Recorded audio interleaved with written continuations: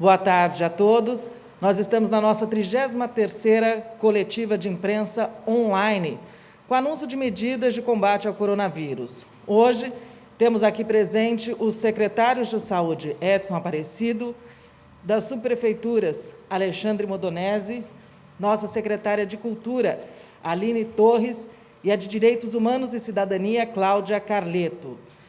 Hoje aqui será apresentada todas as regras para o Carnaval de Rua 2022. Para isso, passo a palavra para a apresentação do coordenador do Carnaval de Rua 2022, o secretário de Prefeituras, de Subprefeituras, Alexandre Modonese. Boa tarde a todos. Nós vamos apresentar um trabalho que a Comissão de Carnaval de Rua preparou para o Carnaval dos blocos na cidade de São Paulo.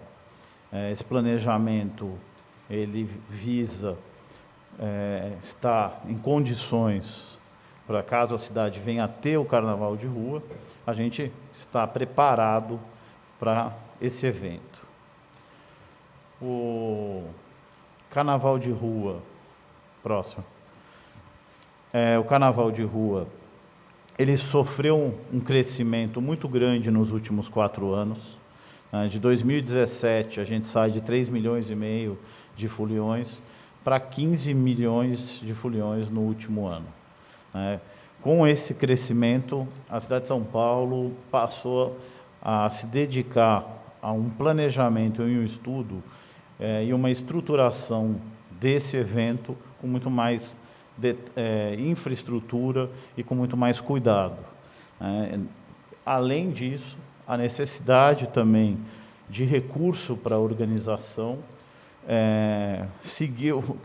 foi crescendo conforme os novos editais de chamamento de patrocínio.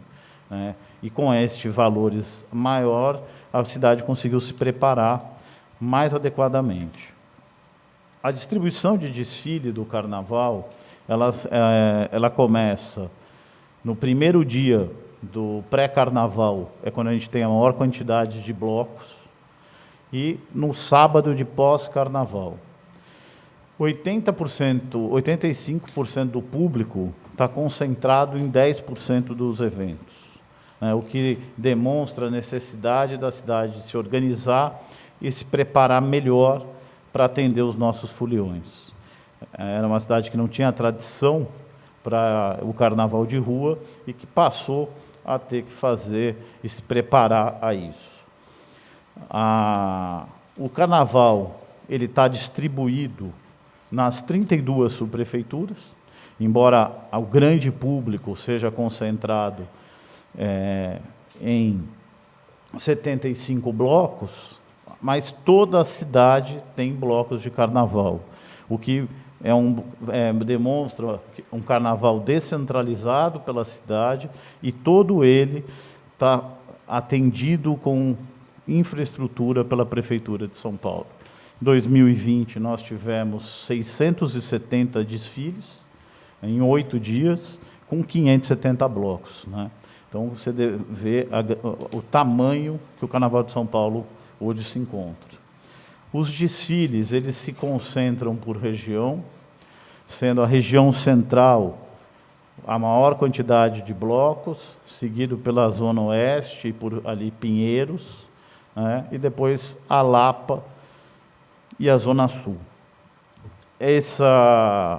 Hoje a gente tem um crescimento de blocos nos últimos 3 anos na Zona Leste de São Paulo, o que também demonstra essa capilaridade do Carnaval de Rua de São Paulo. Nós temos, a cidade se organiza para os grandes blocos e médios blocos em polos de Carnaval. Nós temos os polos grandes, onde a gente tem os megablocos na cidade, os polos médios, onde tem uma concentração de blocos poucos menores, mas essas regiões concentram praticamente 80% dos foliões.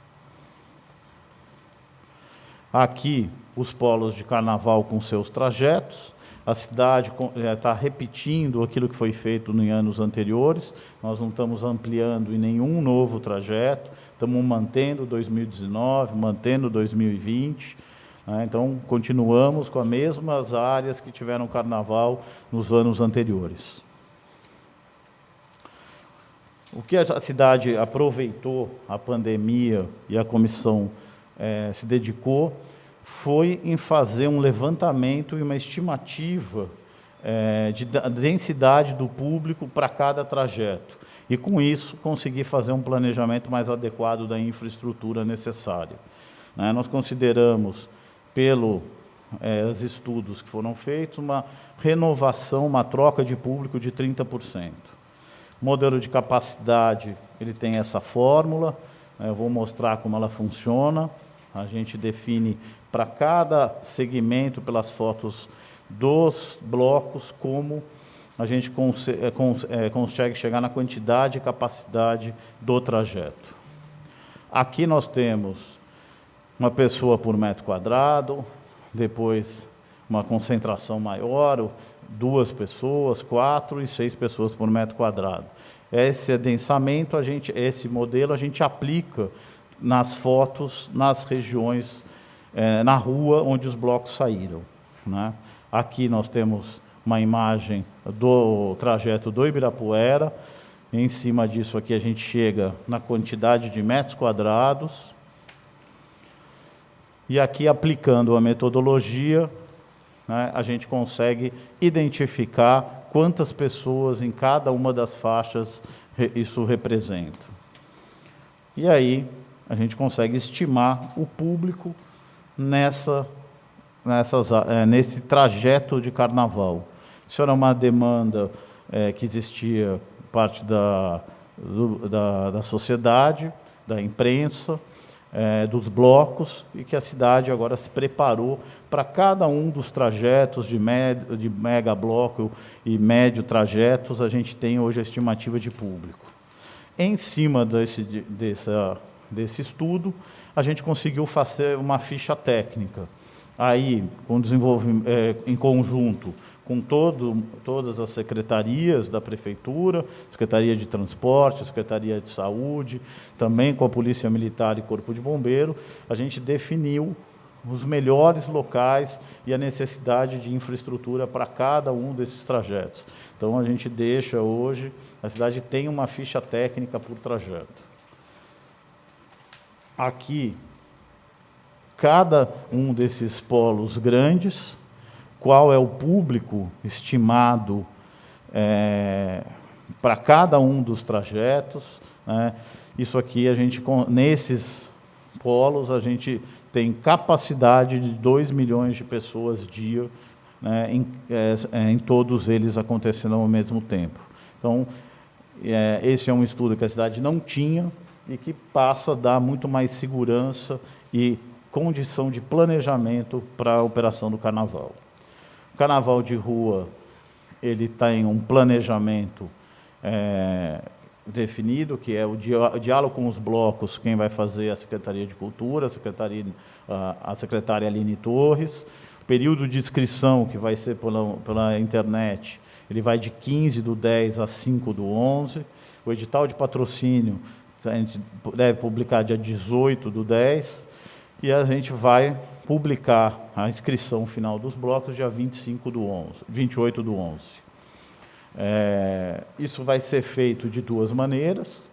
A gente vai liberar primeiro os blocos que já têm tradição e já saem há muitos anos na cidade. Essa é uma solicitação dos blocos de carnaval. Então, aqueles que já saem naqueles trajetos, que já faz parte do Carnaval de São Paulo, a gente vai rapidamente liberar essas inscrições. Os novos blocos a gente vai analisar logo em seguida, mantendo a data limite para a publicação de todos os blocos. E aqui eu passo a palavra para a secretária Cláudia Carleto, que tem uma ação muito importante que já foi feita em outros anos e ela avançou para o próximo Carnaval da cidade. Obrigada, secretário Modonese, secretário Edson, secretária Aline. Vou falar rapidamente dessa ação que nós já fizemos no Carnaval de 2020, né, que faz frente a todo esse planejamento da Prefeitura de São Paulo, seja no quesito de segurança, né, de planejamento, mas também da gente falar do respeito do folião da capital. Né? Então, em 2020, o que a gente pretende repetir agora em 2022 é que a Secretaria de Direitos Humanos tenha tendas nesses postos, né, nesses trajetos. Essas tendas devem ficar próximas aos postos médicos. E, dentro dessas tendas, a gente vai ter uma equipe multidisciplinar de assistente social e psicólogo, mais um orientador socioeducativo. E ali a gente vai estar falando sobre prevenção ao assédio sexual na campanha Não é Não, que é uma campanha já nacional, uma campanha que garante aí o combate ao assédio contra as mulheres, as meninas, as lésbicas, a população transexual. O enfrentamento à violência contra a mulher, o encaminhamento dos casos de violação de direitos. A nossa rede, né, São Paulo tem a rede mais robusta de enfrentamento à violência contra a mulher, capitaneado aí pela Casa da Mulher Brasileira. Fazemos também o combate ao racismo, né, orientando o não à blackface, a nega maluca, não à discriminação, né, hashtag racismo é crime, denuncie, e etnia não é fantasia. Combate à LGBTfobia, e o cuidado com crianças e adolescentes. Dentro dessas tendas, a gente vai ficar ali com uma área de localização, né, para as crianças que se percam durante a folia, e a gente vai distribuir ali pulseirinhas de identificação. Então, a gente também gosta de reforçar que os pais, quando levem as crianças, já coloquem essa pulseirinha antes para poder facilitar a localização durante o Carnaval. Também vamos manter o diálogo com o Conselho Tutelar e o combate ao trabalho infantil. Lembrando que a Unidade Móvel de Atendimento, o ônibus Lilás, que já esteve no Carnaval de 2020 na Praça da República, 2019 na Praça do Patriarca, também estará num ponto de destaque da cidade, reforçando a nossa campanha de combate ao assédio. Lembrando que a gente também vai ter nas tendas intérpretes de Libras, garantindo a inclusão para a população surda na cidade, numa parceria com a Secretaria Municipal da Pessoa com Deficiência, a secretária Silvia Greco. Nesses postos, também a gente vai fazer a distribuição do manual da Foliã. Né? Em 2020, a gente fez uma versão digital, que pode ser acessada pelo QR Code. Também faremos em 2022, e também uma versão impressa. Os adesivos, os decalques do Não é Não, os adesivos do Racismo é Crime, as pulseirinhas de localização para crianças e adolescentes, e também a distribuição de preservativos masculinos e femininos. Essa vai ser a ação da Secretaria de Direitos Humanos, obviamente, em parceria com todas as demais secretarias, numa ação conjunta da Prefeitura de São Paulo para garantir um carnaval com respeito, um carnaval digno e humano aqui na cidade. Com isso, eu passo a palavra para a secretária de Cultura, minha querida Aline Torres. Obrigada, secretária Cláudia Carleto. Parabéns, secretário Modonese, pela apresentação, secretário Edson Aparecido.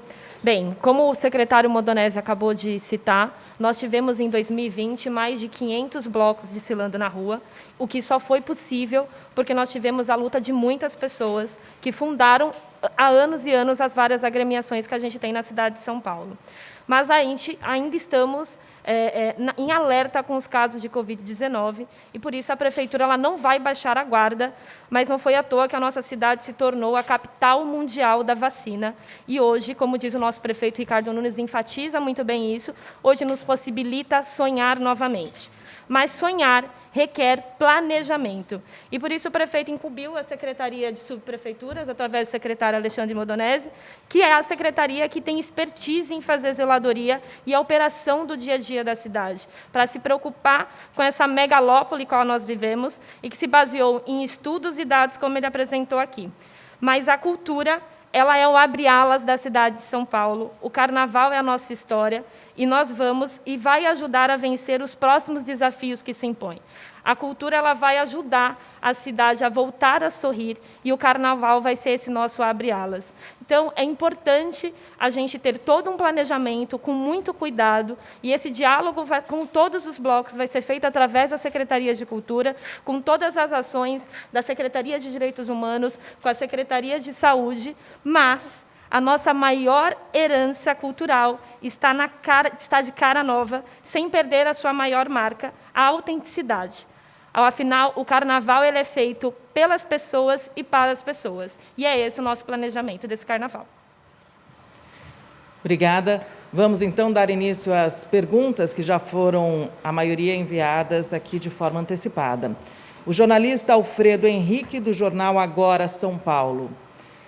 Ele coloca que o prefeito disse que a queda de internações e óbitos decorrentes da vacinação poderiam permitir, assim, a realização do carnaval aqui em São Paulo.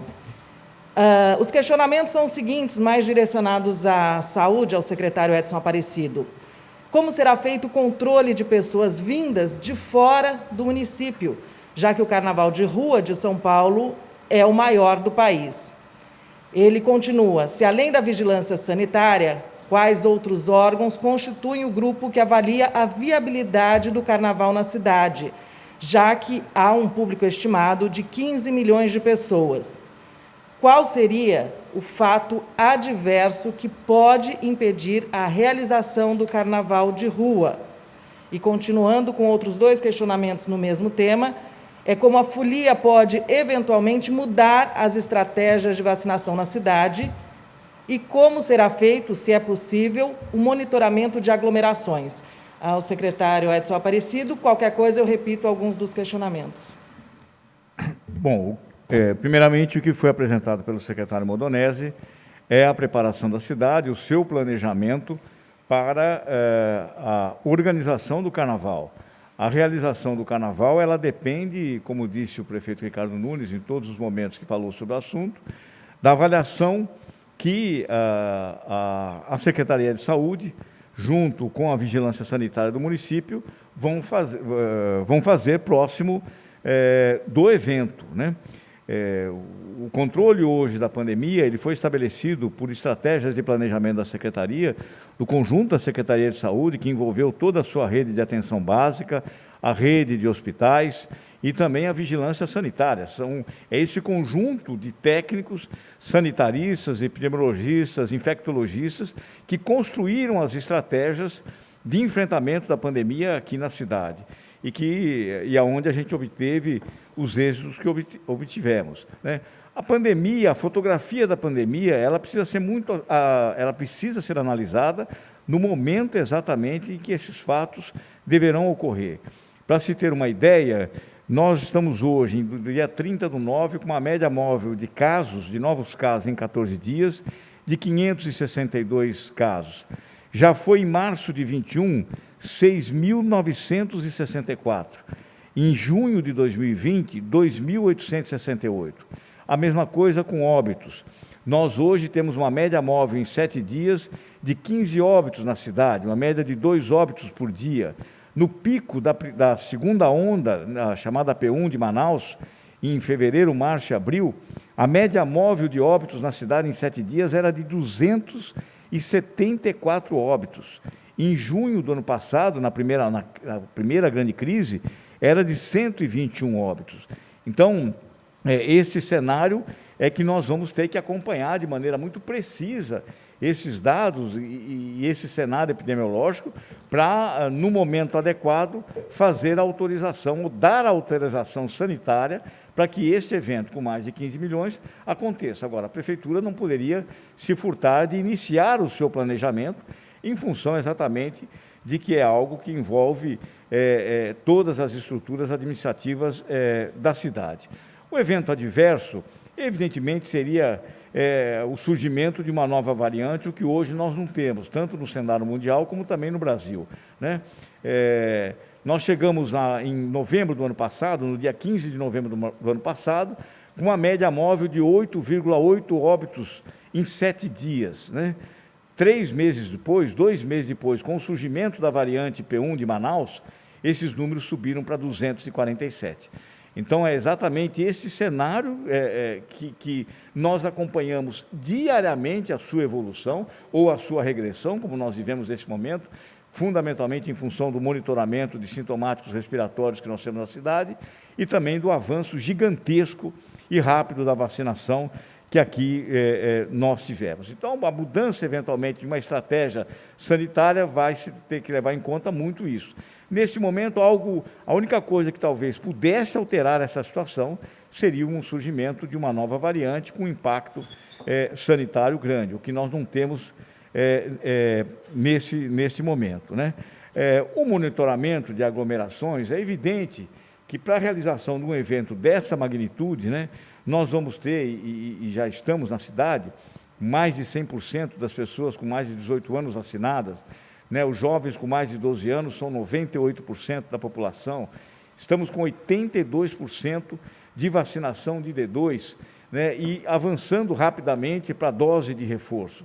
Esse conjunto, sobretudo de vacinação, que nos permitiu exatamente ter a possibilidade de termos os números positivos que nós temos hoje. Em ambientes controlados, a Prefeitura foi a primeira a tomar a iniciativa em todo o país de estabelecer o passaporte da vacina, né, que continua sendo fundamental nos grandes eventos e hoje abraçado por toda a sociedade, por restaurantes, por eventos de toda a natureza. Mas todos esses aspectos, sob o ponto de vista da estratégia sanitária a ser adotada, isto terá que se levar em conta o ambiente, o cenário que nós vamos ter no momento. Nesse momento, o que a coletiva de hoje faz, com a autorização do prefeito Ricardo Nunes, é iniciarmos o planejamento do evento. A sua realização dependerá do quadro sanitário do momento, o ano que vem. Agora, a pergunta da jornalista Vitória Abel, da Rádio CBN. Ainda no tema, secretário Edson Aparecido, ela coloca: a Prefeitura vai monitorar algum índice específico da pandemia para dar o aval final para o evento, no caso, o Carnaval de Rua 2022? Ela coloca até como exemplo: o índice de internações não pode ultrapassar qual taxa, se existe esse patamar. E ela completa se também será pedido comprovante de vacinação para o Carnaval de Rua. Um evento de massa como esse, de 15 milhões de pessoas, evidentemente não é fácil você pedir a comprovação. Voltando aqui, um evento dessa natureza, de grande participação popular, com mais de 15 milhões de pessoas, é evidente que fica muito difícil você ter um controle, por exemplo, de apresentação de uma comprovação vacinal, né? O que nós temos, evidentemente, é o avanço, tanto em São Paulo como no restante do país, do processo de vacinação na cidade. Mas, volto a dizer, nós não podemos fazer, 4 meses antes do evento ocorrer, né, um exercício de avaliação futura, porque as mudanças, do ponto de vista da pandemia, do ponto de vista epidemiológico, elas acontecem com uma rapidez muito grande. E é isso que nós vamos analisar no momento adequado da realização do evento. A questão do quadro de vacinação em todo o país, a questão das internações que nós estivemos no sistema de saúde aqui da cidade e, evidentemente, também do Estado, né, a média móvel de novos casos, a média móvel de óbitos. Isto tudo será analisado, é um conjunto de fatores muito grandes que a Vigilância Sanitária e a Secretaria de Saúde vai analisar. Se eles não forem favoráveis, obviamente, não daremos autorização para a realização do evento. E agora chegaram questionamentos de vários jornalistas, então a gente vai colocar numa única pergunta. Da Rádio Bandeirantes, do SBT, do Estadão. A expectativa da cidade de São Paulo ter um carnaval de rua sem máscaras, quando elas devem ser liberadas em ambientes abertos? A chance disso acontecer ainda neste mês de outubro? O prefeito Ricardo Nunes nos pediu exatamente que nós pudéssemos fazer uma avaliação em função dos dados que a pandemia evoluiu na cidade sobre essa questão do uso da máscara. O uso da máscara na cidade de São Paulo foi absolutamente decisivo para o controle da pandemia, quando o prefeito Bruno Covas tornou obrigatória a sua utilização. E a adesão da população foi muito grande. Portanto, o uso da máscara, mesmo com o avanço da vacinação, ele é muito importante. Nós, obviamente, temos alguns dados que nós vamos levar em consideração.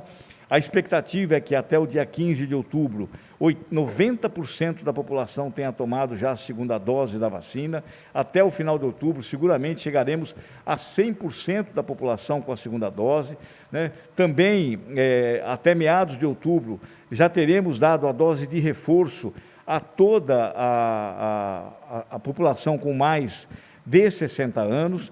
E hoje nós temos uma média móvel de óbitos na cidade, como eu disse, de 15 óbitos em 7 dias, ou seja, algo em torno de 2 óbitos por dia. A cidade está muito próxima, com o controle da pandemia, de chegar, inclusive, a um momento de 0 óbito, mesmo que isso venha a mudar posteriormente, de 0 óbito na cidade. Então, isso tudo, como eu disse, será analisado para a eventualidade, inclusive, dessa questão de não se utilizar a máscara. A cidade de São Paulo utilizou a máscara de maneira séria, não dá para comparar com outras regiões do país, né? De maneira séria, e volto a dizer, foi fundamental para que a gente contivesse o avanço da pandemia aqui na cidade. Nós não temos mais perguntas enviadas pelos jornalistas, por isso agradecemos a presença aqui de todos os secretários e a gente lembra que a apresentação realizada aqui já está nos nossos grupos de jornalistas da Prefeitura de São Paulo. Com isso, nós encerramos a 33ª coletiva online de imprensa e desejamos uma boa tarde a todos.